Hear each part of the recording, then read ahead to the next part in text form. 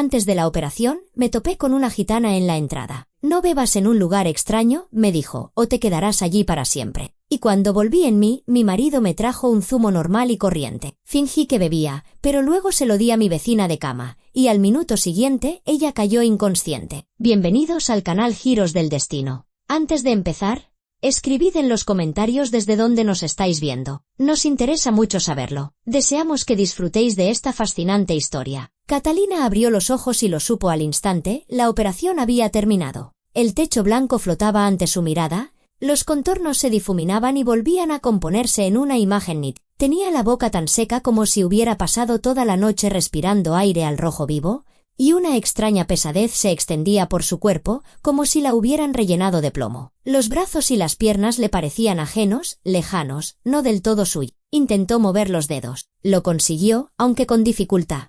La cabeza le daba vueltas y deseaba volver a hundirse en la oscuridad, en esa cálida nada donde no existían ni el dolor ni la angustia, pero algo la mantenía en la superficie de la conciencia, impidiéndole dormir. Una vaga inquietud que aún no podía identificar. Catalina recorrió lentamente la habitación con la mirada. Las paredes, de un verde pálido, estaban descoloridas y con la pintura desconchada junto al rodapié. La ventana estaba cubierta con una cortina de tul a través de la cual se filtraba la luz del día. A juzgar por la intensidad, debía de ser más de mediodía. En el alféizar, una planta seca reposaba en una maceta agrietada. La típica habitación de hospital para 2 personas. A su derecha había otra cama. «¿Has despertado?» «Cielo», oyó una voz de mujer, grave y apagada. Catalina giró la cabeza con esfuerzo. En la cama de al lado estaba sentada una mujer mayor y corpulenta, con una bata de hospital sobre el camisón. Llevaba el pelo cano recogido en un moño descuidado. Su rostro era afable y cansado, pero sus ojos estaban vivos, atentos. La mujer apartó la revista que estaba hojeando y miró a Catalina con interés. «¿Yo?»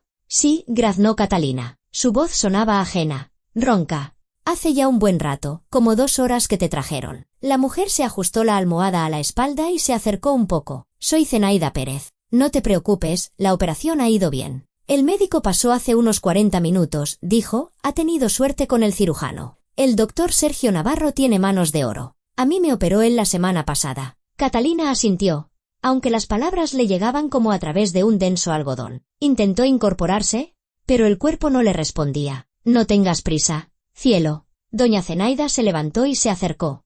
«Aún tienes que recuperarte de la anestesia. Es normal que te sientas débil». «Gracias», exhaló ella. «¿Qué va?», dijo Zenaida con un gesto de la mano, volviendo a su cama. «Ahora somos vecinas. Hay que ayudarse. Yo ya llevo una semana aquí. Dicen que mañana por fin me dan el alta. Echo de menos mi casa. Tengo 2 nietos esperándome. ¿Estás sola o vendrá algún familiar? Mi marido tiene que venir». Catalina miró el reloj que había sobre la puerta, redondo, con la esfera blanca y las manecillas negras. Eran cerca de las 3 de la tarde. Prometió pasar después del trabajo. «Menos mal que no estás sola», asintió Zenaida, «porque algunas están aquí y no viene nadie a verlas. Es triste, ¿sabes? Yo espero a los míos todos los días. Mi hija y mis nietos vinieron ayer. Me trajeron algunas cosillas. ¿Quieres un bombón?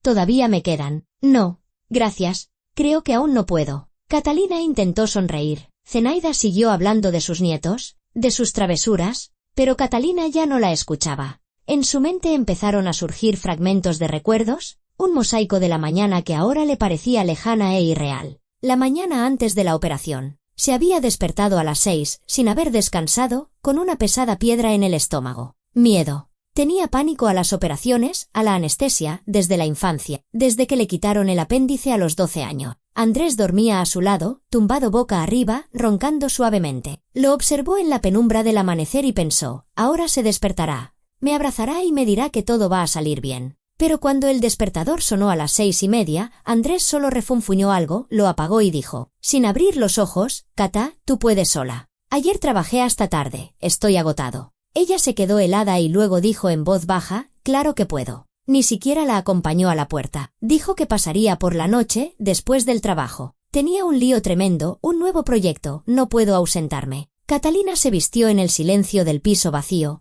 cogió la bolsa con sus cosas que había preparado la noche anterior y salió. Fuera hacía fresco, un frío otoñal. Las hojas crujían bajo sus pies. Caminaba hacia la parada del autobús intentando calmar el temblor de sus manos. El hospital estaba en las afueras de la ciudad, un viejo edificio de ladrillo con el yeso desconchado. En la entrada, Justo en los escalones, había una gitana. No era joven, de unos 60 años, con una falda de colores vivos y un pañuelo oscuro anudado bajo la barbilla. Su rostro era moreno, arrugado, pero sus ojos estaban vivos, penetrantes, negros como el carbón. ¿Te leo la Buenaventura? ¿Guapa?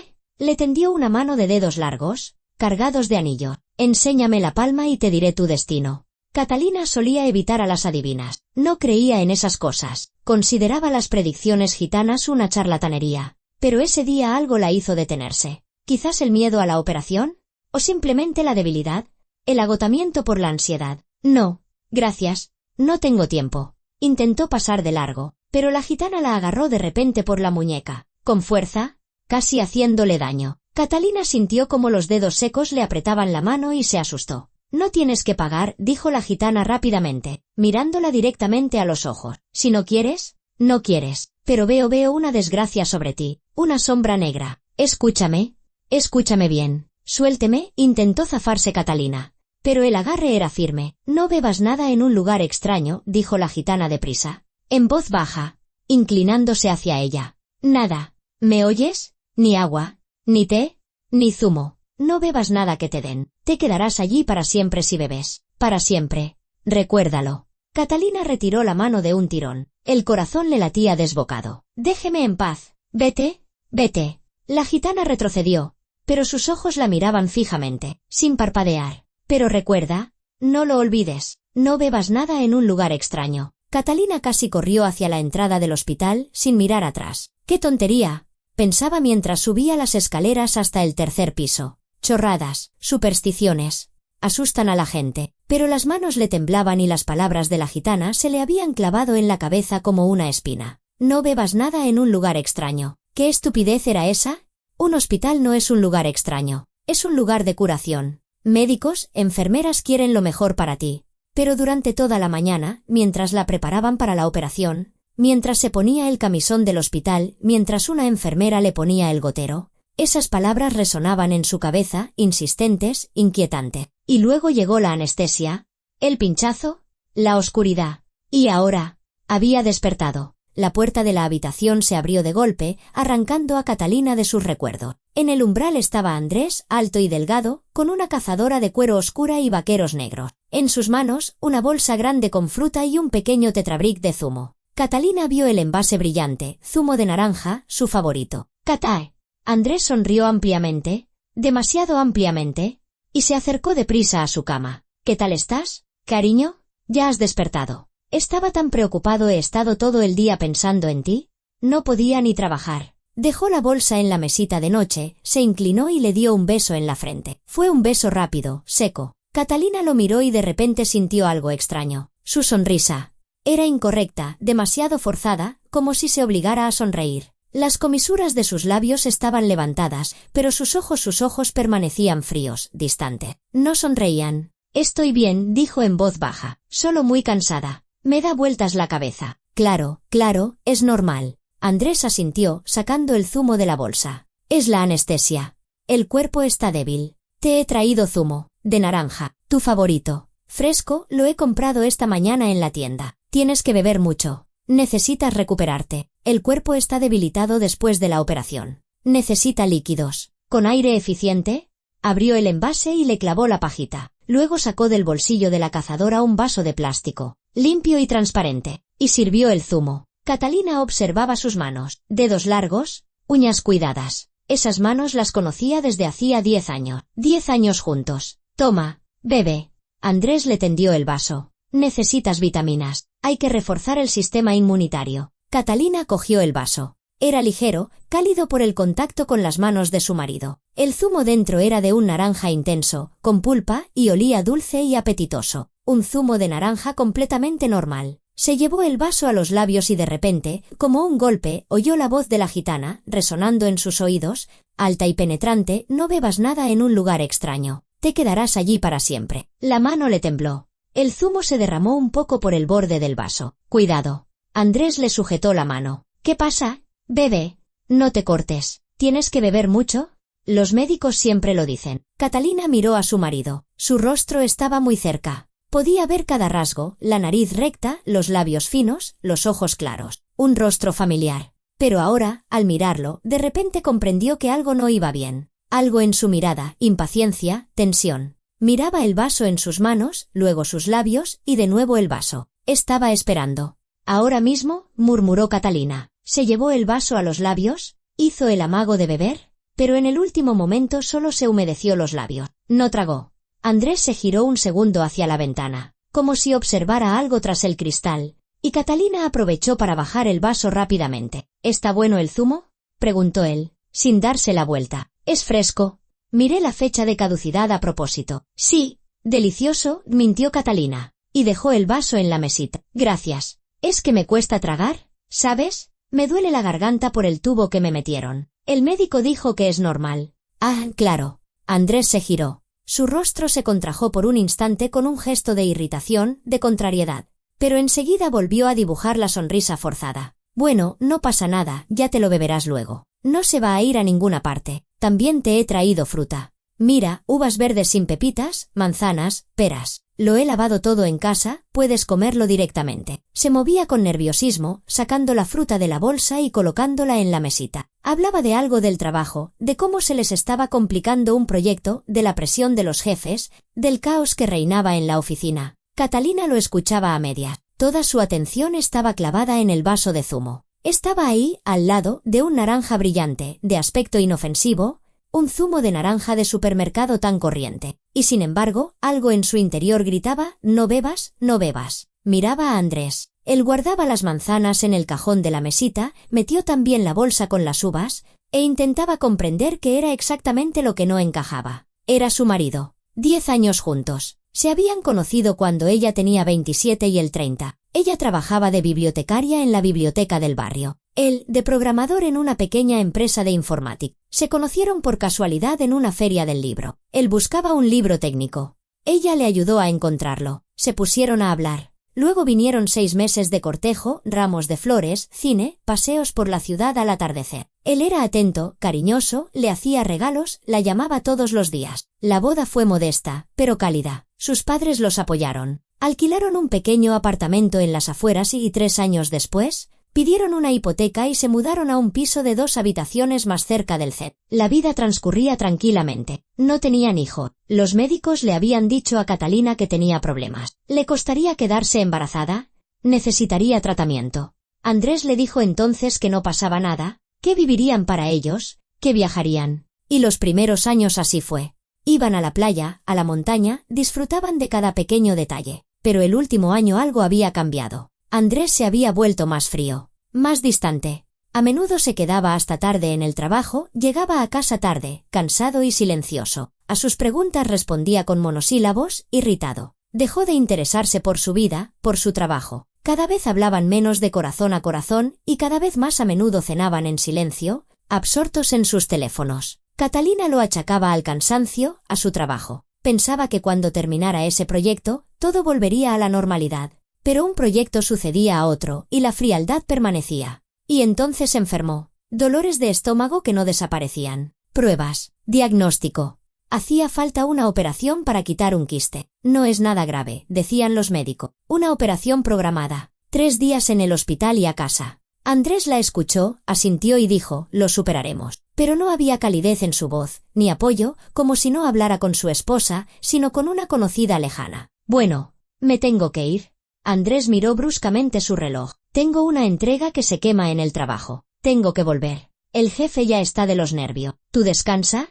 Todo irá bien. Mañana vendré otra vez. Te traeré algo rico. Vale. De acuerdo, asintió Catalina. Él se inclinó y la besó de nuevo en la frente. El mismo beso seco. Rápido. Sin sentimiento. Se enderezó. Se ajustó la cazadora. ¿Termínate el zumo? Dijo, ya caminando hacia la puerta, y señaló con el dedo el vaso en la mesita. Necesitas fuerzas. No te olvides. Y salió, cerrando la puerta tras de sí. Catalina lo siguió con la mirada. Un silencio denso se instaló en la habitación. Solo se oían pasos y voces de enfermeras en el pasillo. Exhaló y sintió que las manos le temblaban. Zenaida la observaba desde la cama de al lado, con las manos cruzadas sobre el vientre. En sus ojos había una mezcla de curiosidad y compasión. «Qué guapo es tu marido», dijo en voz baja. «Elegante. Y muy atento. ¿Te ha traído zumo? Fruta, no todos los maridos vienen así al hospital. Te lo digo yo. El mío ha venido una vez en toda la semana. Dijo que no tenía tiempo, que estaba liado en la casa del pueblo. Sí, respondió Catalina maquinalmente. Cogió el vaso de zumo y lo hizo girar entre sus manos. El líquido naranja se movía lentamente de un lado a otro. ¿Qué estaba haciendo? Era completamente absurdo. Las palabras de una gitana que pedía dinero a la entrada del hospital. Una superstición estúpida. Andrés era su marido. La quería. Por supuesto que la quería. 10 años juntos no son ninguna broma. En 10 años, las personas se convierten en una sola, se conocen hasta el último detalle. No podía desearle ningún mal. Pero, ¿por qué su sonrisa era tan falsa? ¿Por qué había insistido tanto en que bebiera? ¿Por qué no se había quedado al menos media hora, sentado a su lado, cogiéndole la mano? Y ese beso en la frente, tan formal, tan de compromiso. Catalina sentía como crecía en su interior un nudo helado de angustia. Un presentimiento. Ese mismo que no te deja en paz cuando sabes que algo va mal, pero no puedes entender qué es exactamente. Doña Zenaida la llamó, volviéndose hacia su vecina. Su voz sonó débil, insegura. ¿No le apetece un poco de zumo? ¿Es que de verdad me duele la garganta? No puedo terminármelo. Y me da pena tirarlo. Está recién abierto. La anciana se animó al instante, sus ojos brillaron. Uy, ¿de verdad? Aquí en el hospital solo nos dan bazofia. Una infusión rara. Un caldo aguado, un buen zumo me vendría de perla. Con mucho gusto. Claro. Catalina le tendió el vaso. Tómelo, por favor. Zenaida se levantó, se acercó y cogió el vaso con ambas manos. Lo olió y entrecerró los ojos con satisfacción. Qué bien huele. Me encanta el de naranja. Gracias, cielo. Qué buena eres. Se llevó el vaso a los labios y dio un sorbo largo y ávido. Zenaida bebió aproximadamente la mitad del vaso y se relamió los labios. Qué bueno está, dijo con placer. Auténtico. No de esos aguados. Gracias otra vez. Volvió a su cama, con el vaso en la mano, y se acomodó, dispuesta a terminarse el resto. Catalina se quedó tumbada, mirando al techo, intentando calmar el temblor de sus manos. ¿Qué había hecho?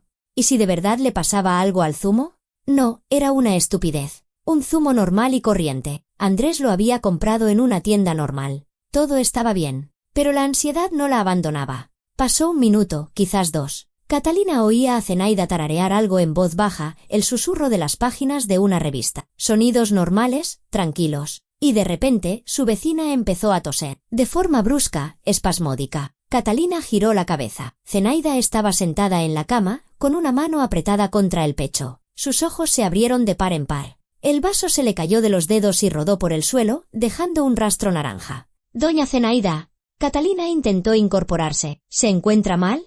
La mujer abrió la boca, intentando decir algo, pero en lugar de palabras solo salió un estertor. Su rostro palidecía a ojos vistas, sus labios se volvieron azulados, se agarró la garganta. El pánico inundó sus ojos. ¡Ayuda!, gritó Catalina con todas sus fuerzas. ¡Vengan aquí! ¡Rápido! De repente, Zenaida se desplomó y cayó de lado. Sus ojos se pusieron en blanco. Su cuerpo empezó a convulsionar. Catalina, presa del pánico, intentó levantarse, pero las piernas no la sostenían. Se deslizó de la cama, logrando apenas mantenerse a 4 patas, y se arrastró hacia la puerta, gritando con todas sus fuerzas. ¡Un médico! ¡Una enfermera! ¡Quien sea! La puerta se abrió de golpe. Una enfermera joven con bata blanca entró corriendo en la habitación. Tras ella, otra más mayor. ¿Qué ha pasado? La más joven corrió hacia Zenaida. Ella estaba bebiendo el zumo. Y de repente, Catalina apenas podía respirar. Las palabras se le atropellaban. Se ha puesto muy mal. La enfermera mayor ya estaba pulsando el botón de llamada, gritando por el intercomunicador. Reanimación. 3er piso. Habitación 12. Urgente. La enfermera joven le tomaba el pulso a Zenaida. Su cara se había quedado pálida. Pulso débil. Arritmia. Respiración superficial. El médico, el mismo doctor Navarro que había operado a Catalina, entró corriendo en la habitación. Detrás de él, un celador con una camilla. Comenzó el ajetreo. El médico examinó rápidamente a Zenaida, gritando órdenes. La trasladaron a la camilla, le conectaron una mascarilla de oxígeno. ¿Qué ha comido? ¿Bebido?, preguntó bruscamente el médico, mirando a su alrededor. Zumo, susurró Catalina, todavía en el suelo. Zumo de naranja. Yo se lo di. La mirada del médico se posó en el vaso volcado en el suelo. En el charco naranja. Asintió brevemente al celador. Toma una muestra. ¿Al laboratorio? Inmediatamente. El celador recogió el vaso con una servilleta, recogiendo con cuidado los restos de zumo en un recipiente. Ya estaban sacando a Zenaida de la habitación. El médico corría a su lado, sin dejar de dar instrucciones. La enfermera mayor se quedó, ayudó a Catalina a levantarse y la sentó de nuevo en la cama. Tranquila, tranquila, no te alteres, decía. Pero su voz temblaba. ¿Qué ha pasado? Cuéntamelo todo desde el principio. Catalina temblaba de pies a cabeza. Le castañeteaban los dientes. Mi marido me trajo el zumo. Yo no quise beberlo. ¿Se lo di a ella? A Zenaida. Se lo bebió y las palabras se le atascaban en la garganta. La enfermera la miraba atentamente, con el ceño fruncido. ¿Por qué no lo bebiste? ¿Había algo raro en el zumo? No lo sé. Simplemente no me apetecía. Me dolía la garganta. ¿No era verdad? Y la enfermera pareció intuirlo, pero no insistió. Tapó a Catalina con una manta, le sirvió un vaso de agua y la obligó a dar unos sorbos. Túmbate. No te levante. Ahora vendrá el médico a hablar contigo. Catalina se tumbó, se subió la manta hasta la barbilla y se quedó mirando el techo. Los pensamientos se arremolinaban en su cabeza, atropellándose unos a otros. ¿Qué había en el zumo? Algo venenoso. Andrés le había puesto algo. ¿Pero por qué?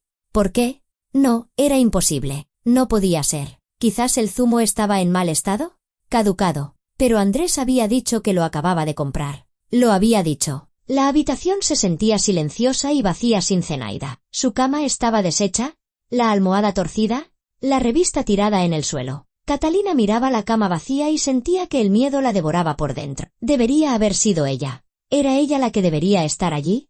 Convulsionando, ahogándose. Pasaron unos 20 minutos, o quizás más. Catalina perdió la noción del tiempo. El doctor Navarro entró en la habitación. Tenía el rostro sombrío, cansado. Acercó una silla a la cama de Catalina y se sentó, suspirando pesadamente. ¿Cómo se encuentra?, preguntó. Bien. ¿Y doña Zenaida? Está en la UCI. ¿Su estado es grave? Pero la hemos estabilizado. Ha tenido suerte de que reaccionáramos tan rápido. Hizo una pausa, frotándose el puente de la nariz. Catalina, dígame la verdad, ¿sabía que pasaba algo con el zumo?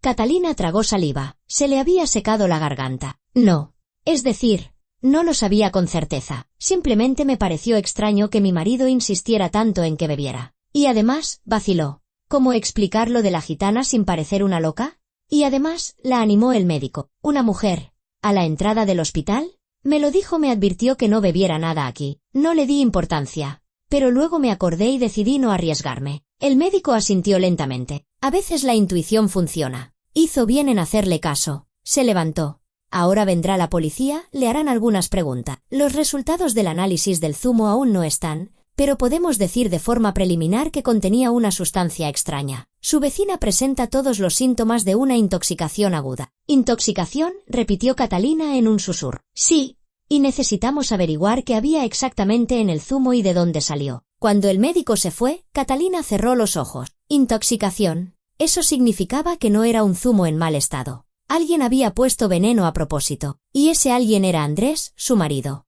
El pensamiento era tan monstruoso que su cerebro se negaba a aceptarlo. 10 años de matrimonio. 10 años juntos. ¿Acaso había estado todo ese tiempo preparándolo, esperando el momento?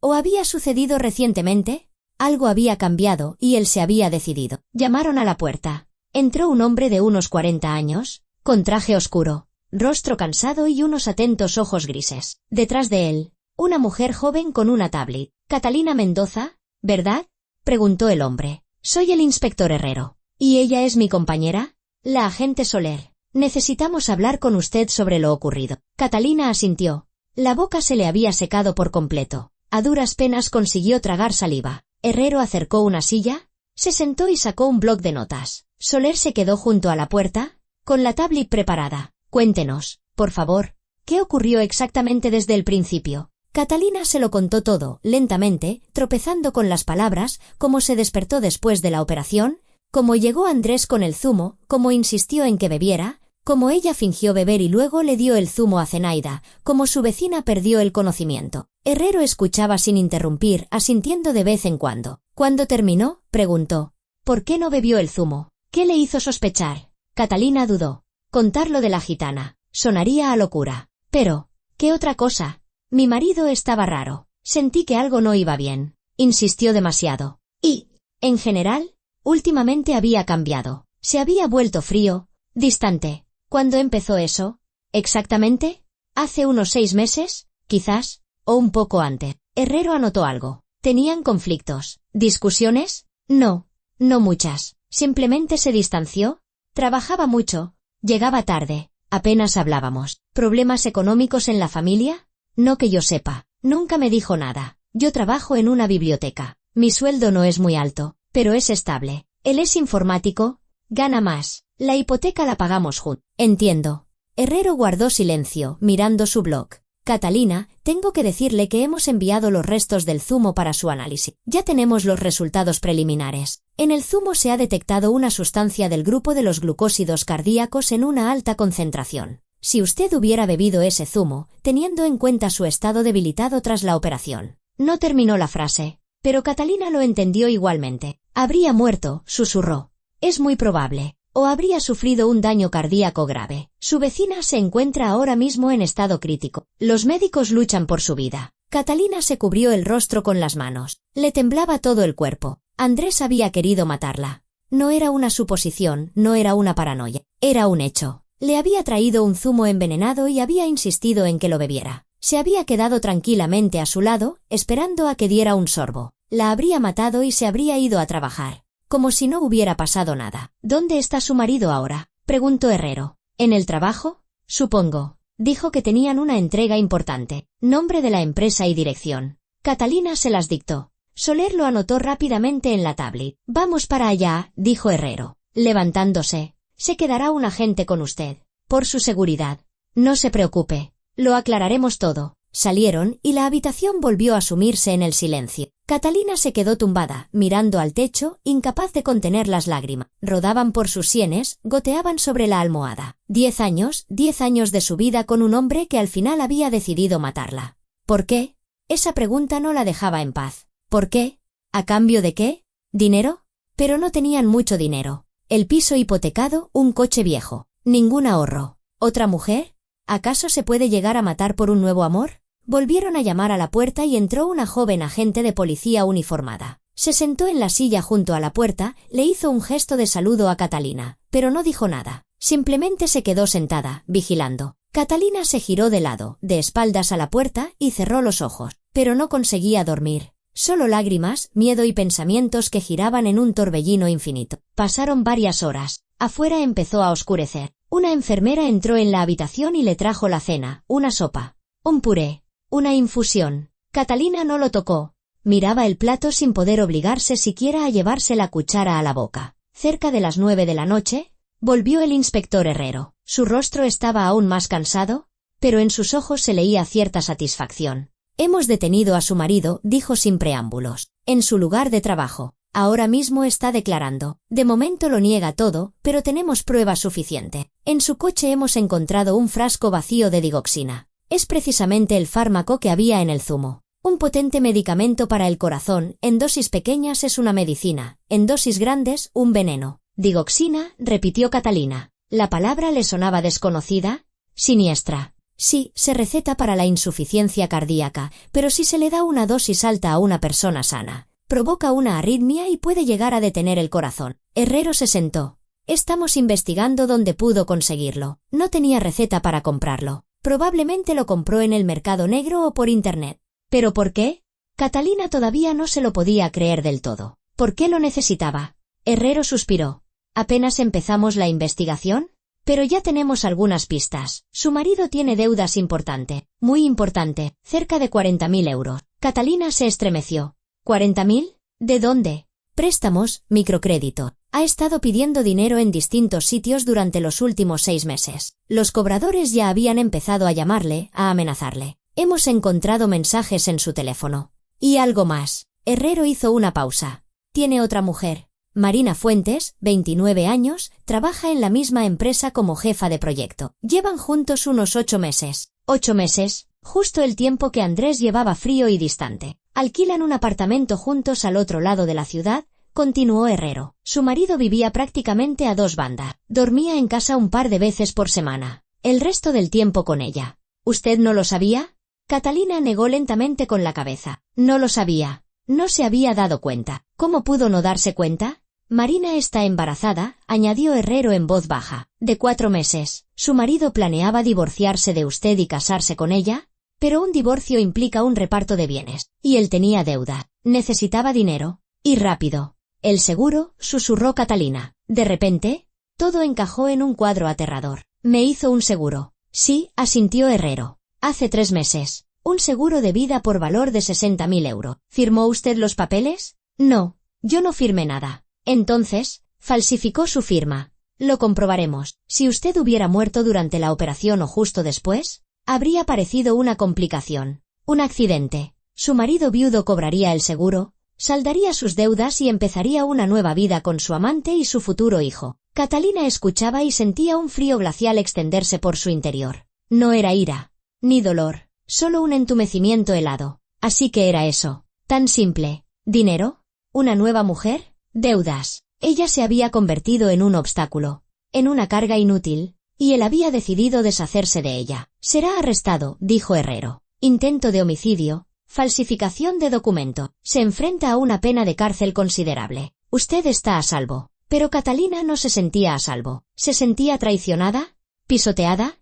¿Aniquilada? 10 años de su vida habían sido una mentira. Cuando el inspector se fue, Catalina se quedó sola en el silencio de la habitación del hospital. La agente de policía seguía sentada junto a la puerta, pero en silencio, sin interferir. Afuera, la oscuridad se hizo más densa. En el pasillo, los pasos se acallaron. Solo de vez en cuando se oían las voces de las enfermeras de guardia. Catalina yacía boca arriba, con la vista fija en el techo, tratando de asimilar todo lo que había descubierto en las últimas horas. 40.000 euros de deuda, una amante, un embarazo, un seguro de 60.000. Las cifras y los hechos formaban un mosaico horrible, pero aún así no podía creerlo del todo. Era Andrés, su Andrés, el hombre con el que había vivido 10 años. Catalina cerró los ojos y dejó que los recuerdos la inundaran. No quería recordar, pero no podía evitarlo. Se habían conocido en la biblioteca. Un día de otoño de lo más normal, lluvioso, gris. Catalina estaba clasificando las nuevas adquisiciones en la sección técnica cuando un hombre alto y delgado,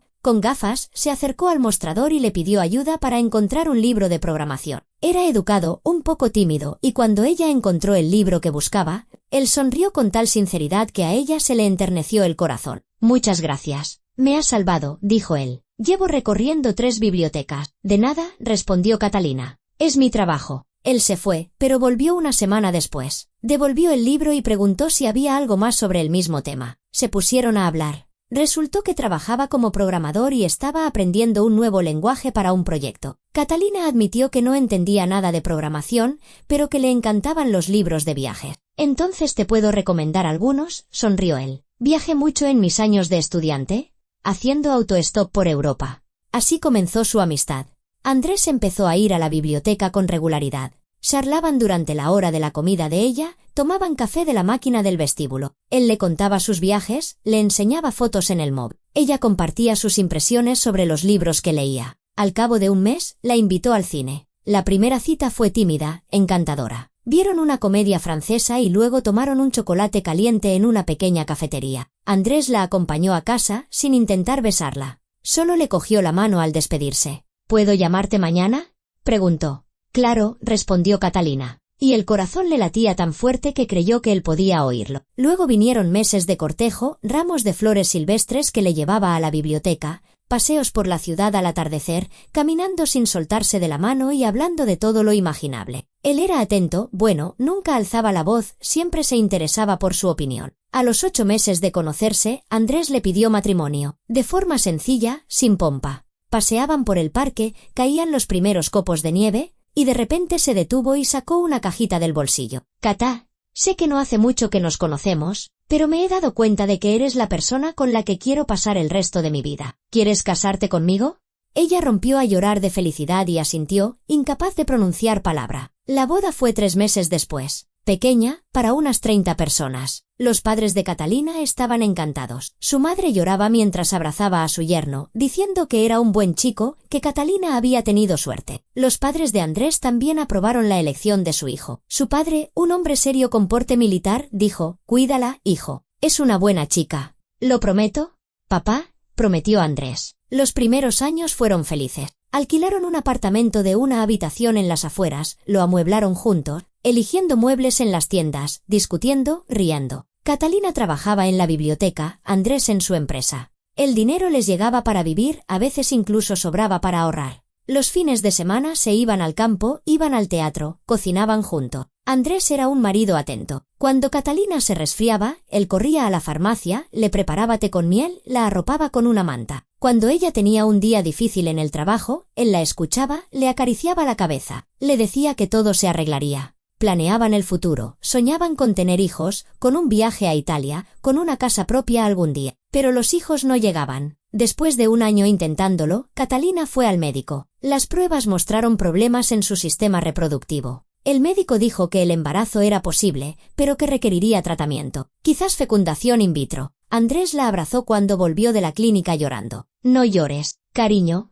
Lo superaremos. Si hace falta tratamiento, lo haremos. Y si no funciona, adoptaremos un niño o viviremos los dos solos. Lo importante es que estamos juntos. Ella le creyó, pero el tratamiento se fue posponiendo. A veces no había dinero, otras no era el momento adecuado. Luego pidieron la hipoteca, se mudaron a un piso de 2 habitaciones, y Andrés dijo que por ahora debían centrarse en los pagos. Catalina estuvo de acuerdo. Eran jóvenes, todavía tenían mucho tiempo. Al 5.º año de matrimonio, fueron a Grecia. 2 semanas de mar, sol, ruinas antiguas, comida griega. Andrés le hizo fotos a Catalina frente al Partenón, la besó al atardecer. Ella pensó que no podía ser más feliz, pero algo empezó a cambiar. De forma imperceptible, gradual. Andrés empezó a quedarse hasta tarde en el trabajo. Primero una vez a la semana, luego más a menudo. Llegaba tarde, cansado, silencioso. Catalina le preguntaba qué tal. Él respondía con monosílabos, bien, un proyecto, un lío. Ella no le dio importancia.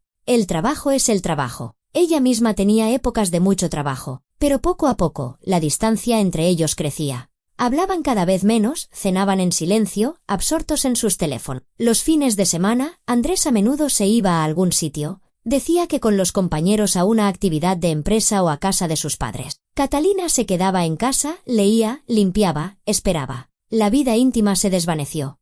Andrés ponía excusas. Estoy cansado, me duele la cabeza, mañana madrugo. Catalina intentaba no ofenderse, se decía a sí misma que era la edad, la costumbre, la rutina. Hace 6 meses, notó que había empezado a vestir de otra manera. Se compró camisas nuevas, vaqueros, empezó a usar una colonia cara que nunca antes había tenido. A ella le sorprendió, pero no dijo nada. También se volvió reservado con su teléfono. Antes podía dejarlo en cualquier sitio, no le ponía contraseña. Ahora el teléfono siempre estaba con él, la pantalla bloqueada. Respondía a los mensajes dándose la vuelta o yéndose a otra habitación. Un día, Catalina le preguntó, «¿Andrés? ¿Está todo bien entre nosotros?» Él la miró sorprendido. «Claro. ¿Por qué? Es que te noto distante. ¿Es el trabajo?» «Mucho estrés. No es nada personal. Cata, no te comas la cabeza». ¿Ella le creyó? ¿O se obligó a creerle? No quería convertirse en una esposa desconfiada. ¿Hurgar en sus cosas? ¿Revisar su teléfono? No era su estilo. Confiaba en él. Hace 3 meses, Andrés llegó con unos papeles. «Cata, en el trabajo nos ofrecen un seguro corporativo, con buenas condiciones. Vamos a hacértelo a ti también». «¿A mí?», se sorprendió Catalina. «¿Para qué?». «Bueno, nunca se sabe. Es una garantía. Si pasa algo, Dios no lo quiera, tendremos un apoyo económico». «No quiero ni pensar en eso», dijo ella con una mueca. «No pienses. Es solo un trámite. Yo me encargo de todo. Solo tienes que firmar». Pero nunca le trajo los documentos para que los firmara. Ahora Catalina entendía por qué había falsificado su firma. Había contratado él mismo el seguro que haría que su muerte fuera rentable. Se giró de lado, abrazando la almohada. Las lágrimas volvían a asomar. ¿Cómo había podido ser tan ciega?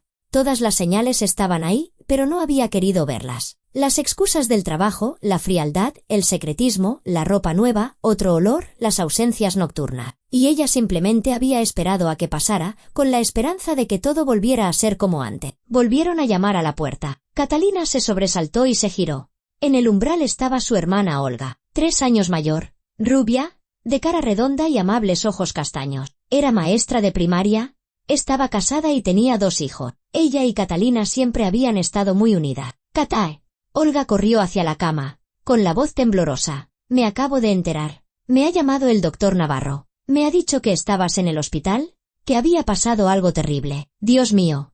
He venido volando». Abrazó a su hermana, y Catalina no pudo más y rompió a llorar en su hombro. «Olga, ha querido matarme», sollozaba. Andrés me trajo un zumo envenenado. Si me lo hubiera bebido. Tranquila, tranquila. Olga le acariciaba el pelo. Ya lo sé. Me ha llamado la policía. Me lo han contado todo. Dios mío. Cata, es una pesadilla. ¿Cómo ha podido? ¿Cómo? Se quedaron abrazadas hasta que Catalina se desahogó. Olga no la soltaba. Le acariciaba la espalda, le besaba la coronilla, como cuando eran niñas y Catalina acudía a ella con las rodillas raspadas o después de una pelea con los compañeros de clase. Olga, ¿qué voy a hacer ahora? Preguntó Catalina cuando pudo hablar. No sé cómo seguir viviendo. 10 años. Todo ha sido una mentira. No todo, dijo Olga con firmeza. Quizás el último año o los 2 últimos fueron una mentira. Pero antes te quería. Yo lo vi. Sé cómo era. Y luego algo se rompió en él. Quizás esa mujer le sorbió el seso.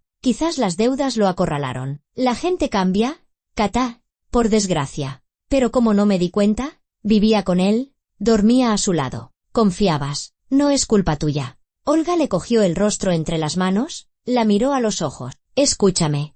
Estás viva. Eso es lo principal. Estás viva. Y ahora empezarás una nueva vida. Sin él, sin ese traidor. Tengo miedo, susurró Catalina. No sé cómo hacerlo sola. No estás sola. ¿Me tienes a mí?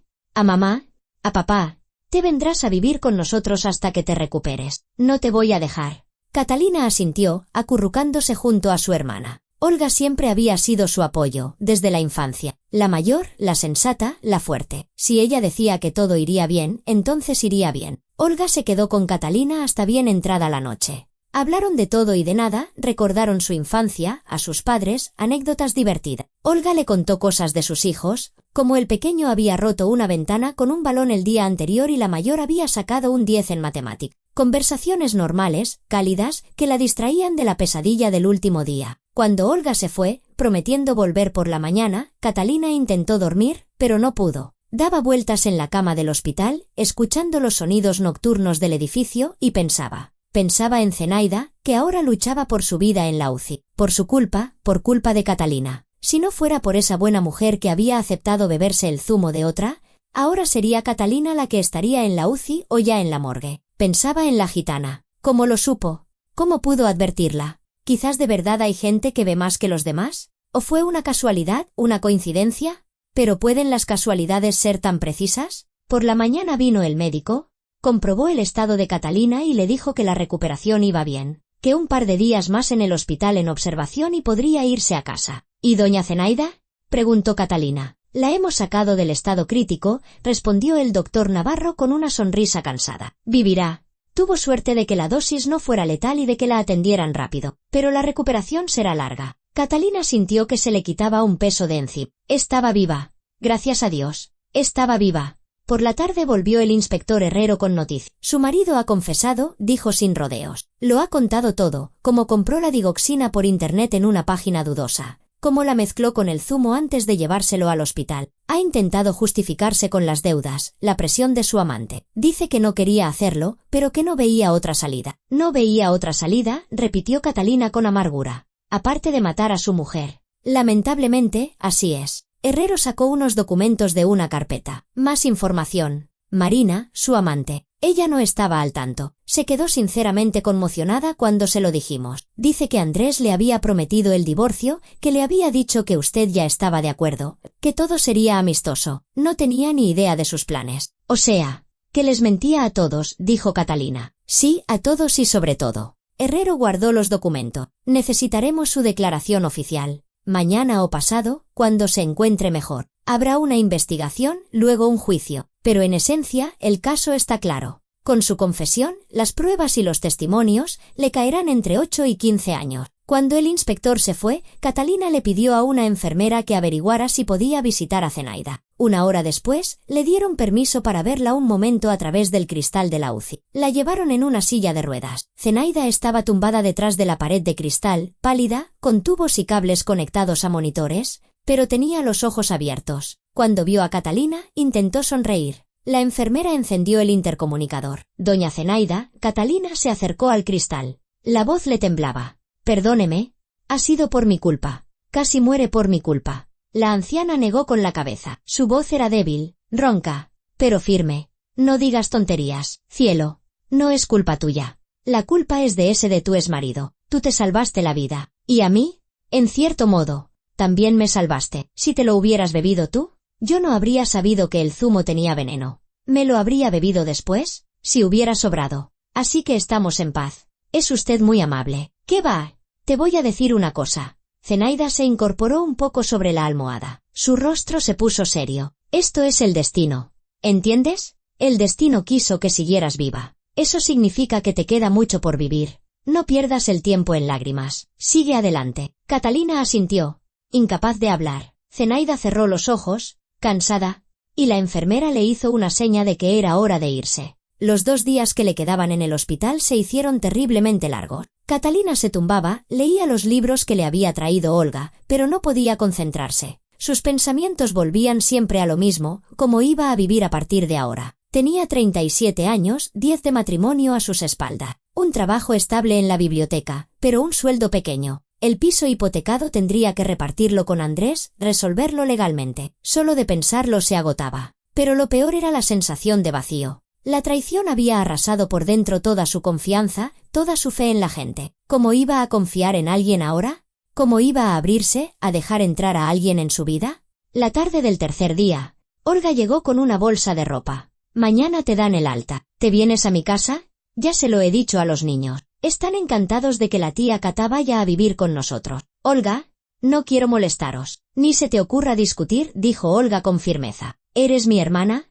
Mi familia. Nos apoyamos mutuamente. Quédate todo el tiempo que necesites, hasta que te recuperes. Por la mañana le dieron el alta a Catalina. Se vistió con la ropa que le había traído Olga, vaqueros, un jersey, una cazadora. Se sentía extraña con ropa de calle después del camisón del hospital. El doctor Navarro fue a despedirse, le dio recomendaciones para la recuperación y le deseó que se cuidara. Y cuídese mucho, añadió con una cálida sonrisa. Es usted una mujer fuerte, saldrá adelante. Olga llevó a Catalina a su casa. El piso de su hermana era de 3 habitaciones, luminoso y acogedor. Olía a bizcocho recién hecho. Olga había horneado uno esa mañana. Los niños, Marcos de 10 años y Ana de 8, recibieron a su tía con alegría. La abrazaron, le contaron sin parar cosas del colegio, de sus amigos, de un nuevo juego de ordenador. Catalina se quedó a vivir con su hermana. La primera semana apenas salió de la habitación, se tumbaba en el sofá y miraba al techo. Olga le daba de comer, la animaba, le acariciaba la cabeza. Poco a poco, Catalina empezó a revivir. Jugaba con los niños, ayudaba en casa, preparaba la cena. La vida iba entrando en un nuevo cauce. A las 2 semanas, contrató a un abogado de divorcio. El proceso fue desagradable, largo. Andrés estaba en prisión preventiva, pero se comunicaban a través de sus abogados para resolver los trámites. Catalina exigió el divorcio sin reparto de bienes, que el piso se lo quedara él. No quería nada que la atara a su pasado. El abogado intentó disuadirla, pero ella insistió. No quiero su dinero, quiero mi libertad. Al cabo de un mes, el divorcio se formalizó. Catalina volvió a ser Mendoza, recuperando su apellido de soltera. Empezó a buscar un sitio donde vivir, una habitación o un pequeño apartamento de alquiler. Olga intentó convencerla de que se quedara, pero Catalina sentía que era hora de independizarse. No podía vivir eternamente con su hermana. Encontró un apartamento de una habitación en las afueras, a buen precio. Se lo alquilaba a una anciana que necesitaba un pequeño extra para su pensión. Se mudó, lo amuebló con lo mínimo, una cama, una mesa, un armario. Pero era su espacio, su comienzo. Volvió a trabajar en la biblioteca. Sus compañeros sabían lo que había pasado. Las noticias habían corrido rápido, pero fueron discretos y no hicieron preguntas. La apoyaban en silencio, le llevaban galletas para el té, le dejaban un ramo de flores en la mesa. Catalina se sumergió en el trabajo, leía, catalogaba libros, ayudaba a los usuarios. El trabajo tranquilo y metódico la distraía de los pensamientos oscuros. Pero por las tardes, la soledad la invadía. Se sentaba junto a la ventana con una taza de té y pensaba, ¿será siempre así? Sola en un piso vacío con un pasado que le dolía en el alma. Pasaron 3 meses desde que salió del hospital. Catalina ya casi no pensaba en André, o se hacía creer a sí misma que no lo hacía. A veces, en mitad de la noche, se despertaba por una pesadilla, veía su rostro, el vaso de zumo, oía la voz de la gitana. Pero cada vez ocurría con menos frecuencia. Un sábado por la mañana, Catalina fue al mercado a comprar, deambulaba entre los puestos, eligiendo verduras y frutas, y de repente la vio. La gitana, la misma que estaba a la entrada del hospital aquella mañana. Catalina se quedó paralizada. La gitana también la vio y en su rostro apareció una expresión de reconocimiento. Se acercó, apoyándose pesadamente en un bastón. «Me acuerdo de ti», dijo la gitana. «¿Me hiciste caso?» «Sí». Catalina tragó saliva. «No bebí. Me salvó la vida». La gitana negó con la cabeza. «Yo no. Tú misma. Yo solo te lo advertí. Pero la decisión fue tuya. Viva. Estás viva. Y vivirás». La gitana le cogió la mano. La miró fijamente a los ojos. «Lo veo. Lo has pasado mal. Pero lo peor ya ha pasado. Tienes un camino de luz por delante. No tengas miedo». «¿Cómo lo supo entonces?», preguntó Catalina. «¿Cómo?». La gitana se encogió de hombro. «A veces veo cosas. No siempre. No a todo el mundo. Pero a ti te vi. Una sombra negra te cubría. La muerte andaba cerca. Te avisé como pude. Gracias a Dios. Me escuchaste». Se quedaron un momento en silencio. Luego la gitana le soltó la mano. Asintió y siguió su camino. Catalina la vio alejarse hasta que se perdió entre la multitud. La vida seguía su curso. Catalina se acostumbró a la soledad. Incluso empezó a encontrarle ventaja. Nadie le exigía nada. Nadie la presionaba. Nadie la engañaba. Vivía para sí misma. Leía. Paseaba. A veces iba a visitar a Olga y a sus sobrinos. Un día, una compañera de la biblioteca le propuso apuntarse a un curso de pintura. «Cata, ¿vamos juntas? Llevo tiempo queriendo, pero sola me da pereza. Hay clases por la tarde, 2 veces por semana. Acuarela, óleo, de todo un poco». Catalina al principio se negó, pero luego pensó, ¿y por qué no? De niña le encantaba dibujar. Quizás es el momento de retomarlo. Se apuntaron. El curso se impartía en el centro cívico, cerca de la biblioteca. El profesor, un pintor mayor con ojos amables y barba cana, les enseñaba los fundamentos, las animaba, elogiaba sus más mínimos progresos. Catalina se enganchó. Pintar la calmaba, la transportaba a otro mundo. Pintaba paisajes, flores, probaba con retratos. No le salían perfectos, pero los hacía con el alma. En el curso empezó a relacionarse con otra gente. Hombres y mujeres de diferentes edades, unidos por el amor al arte. Tomaban té en los descansos, hablaban de exposiciones, compartían impresiones. Así fue como empezó a volver a la vida. Gota a gota, migaja a migaja, sin prisas, sin presiones. Simplemente vivía, respiraba, disfrutaba de las pequeñas cosas. 6 meses después de salir del hospital, Catalina estaba de pie junto a la ventana de su piso de alquiler, mirando la ciudad en primavera. Los árboles echaban brotes, el aire olía a fresco y a renovación. Sintió que algo dentro de ella había cambiado. El dolor se había atenuado, el miedo había retrocedido. La vida continuaba. El divorcio se había finalizado. A Andrés le cayeron 12 años de cárcel por intento de homicidio y estafa al seguro. Catalina no fue al juicio. No quería verlo. Su abogado lo arregló todo sin ella. El piso se lo quedó él. Catalina solo se llevó sus cosas y sus libros. Empezaba de cero. El trabajo en la biblioteca seguía su ritmo. Incluso le dieron un pequeño ascenso. Ahora era la encargada de la sección de literatura. El sueldo no había subido mucho, pero el reconocimiento a su trabajo le sentó bien. El curso de pintura se había convertido en parte de su vida. Iba 2 veces por semana. Y era su tiempo, su espacio para la creatividad y la paz. Sus dibujos eran cada vez mejores. El profesor la elogiaba. Le propuso participar en una exposición de artistas aficionados de la ciudad. Una tarde, después de clase, fueron con el grupo a una pequeña cafetería para celebrar el final del curso. Se sentaron en una mesa grande, rieron, compartieron planes. Catalina se sentía ligera, libre. Hacía mucho que no sentía esa pertenencia a algo bueno, amable. A su lado estaba sentado un hombre de unos 40 y tantos, no muy alto, de complexión fuerte, con canas en el pelo oscuro y unos ojos grises y tranquilos. Miguel, un ingeniero jubilado que había empezado a pintar tras la muerte de su mujer, 2 años atrás. Era callado, de pocas palabras, pero amable. Siempre ayudaba a los demás con las pinturas, daba consejos, apoyaba con una palabra. Se pusieron a hablar. Resultó que a él también le encantaban los libros. Iba a menudo a la biblioteca. «Qué raro que no nos hayamos visto antes», dijo Miguel con una sonrisa. «Soy un lector habitual». «La biblioteca es grande», respondió Catalina. «Es fácil no coincidir». Hablaron toda la tarde de libros, de pintura, de la vida. Miguel le contó que su mujer había muerto de cáncer. Le costó mucho superarlo, pero la pintura le ayudó a encontrarle un sentido de nuevo. «El arte cura», dijo en voz baja. «Cuando todo se derrumba, te da un punto de apoyo». Catalina comprendió que tenía razón. Asintió, sin saber qué decir. Cuando la tarde terminó, Miguel se ofreció a acompañarla a casa. Catalina aceptó. Caminaron por calles tranquilas, hablando de una cosa y otra. Y de repente, Catalina se dio cuenta de que se sentía bien, simplemente bien, al lado de ese hombre. En el portal, él se despidió dándole la mano. ¿Te gustaría que fuéramos al museo algún día?, propuso. Ahora hay una exposición de impresionista. Llevo tiempo queriendo ir. Me encantaría, respondió Catalina, y se sorprendió de decirlo con total sinceridad. Empezaron a quedar, no como pareja, sino como amigos. Iban a museos, a galerías, tomaban café en pequeñas cafeterías, comentaban cuadros y libros. Miguel era atento, delicado, nunca la presionaba, no hacía preguntas indiscretas. Catalina sentía que podía ser ella misma a su lado, sin máscaras ni fingimiento. Un día, él le preguntó, «Cata, ¿has pasado por una mala racha? Se nota. No quiero meterme donde no me llaman, pero si alguna vez quieres hablar, te escucharé». Ella se lo contó.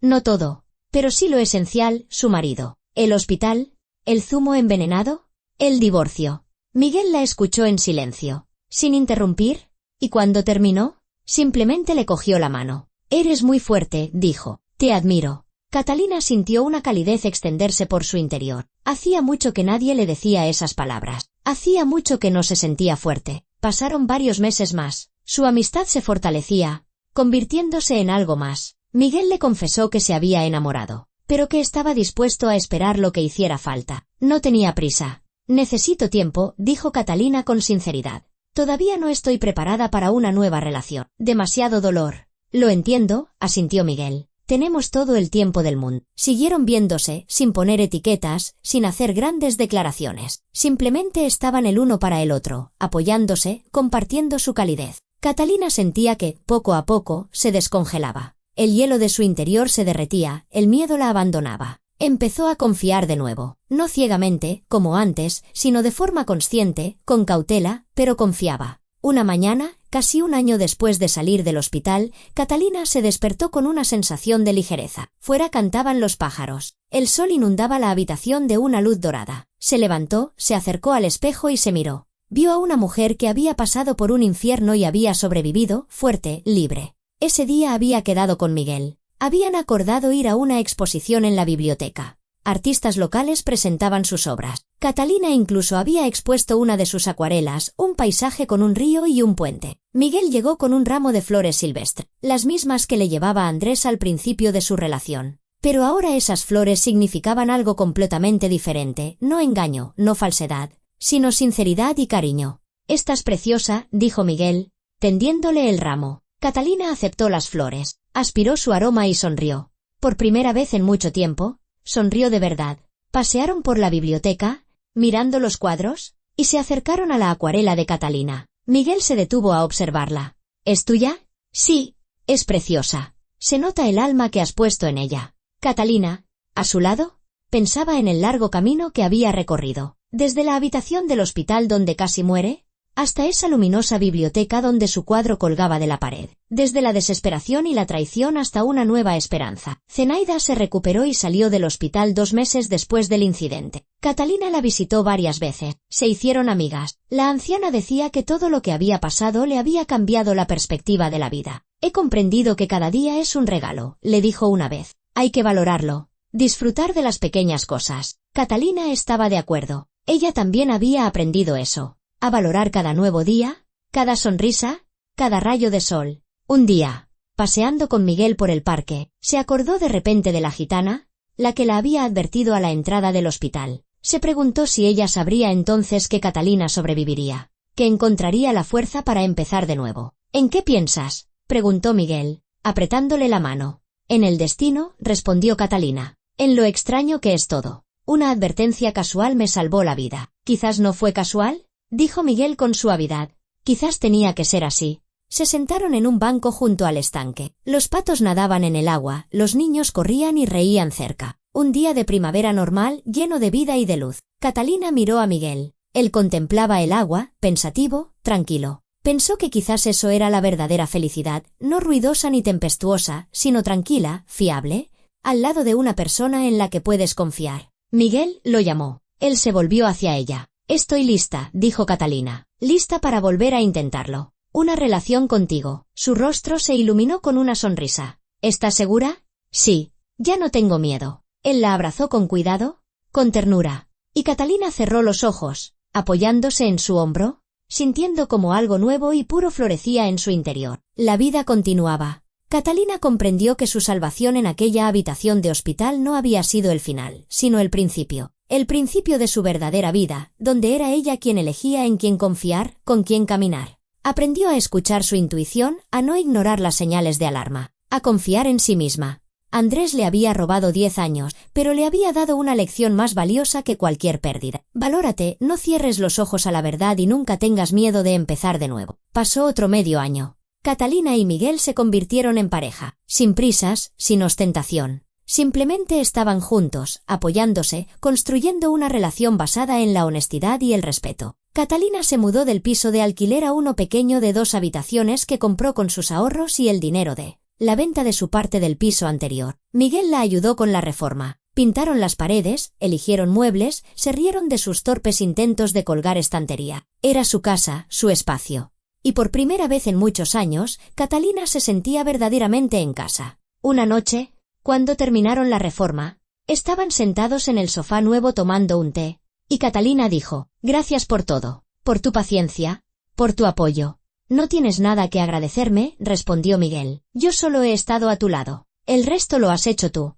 Catalina sabía que tenía razón. Ella misma había recorrido ese camino. De víctima a vencedora, de una vida destrozada a una nueva, llena de sentido y de luz. Y en algún lugar lejano, entre rejas, estaba Andrés, pagando por su elección. Catalina ya no sentía rabia hacia él, no le deseaba ningún mal, simplemente lo había dejado ir. Se había convertido en parte de un pasado que le había enseñado a valorar el presente. Y cada vez que Catalina recordaba aquel día en el hospital, el vaso de zumo envenenado y las palabras de la gitana, comprendía que no la había salvado la casualidad. Se había salvado ella misma, su intuición, su decisión, su fuerza. La vida le había dado una segunda oportunidad y no pensaba desperdiciarla. Catalina estaba de pie junto a la ventana de su nuevo piso, mirando la ciudad al atardecer, y sonreía. Tenía toda una vida por delante, nueva, luminosa, auténtica, y estaba lista para vivirla. Gracias por haber escuchado esta historia.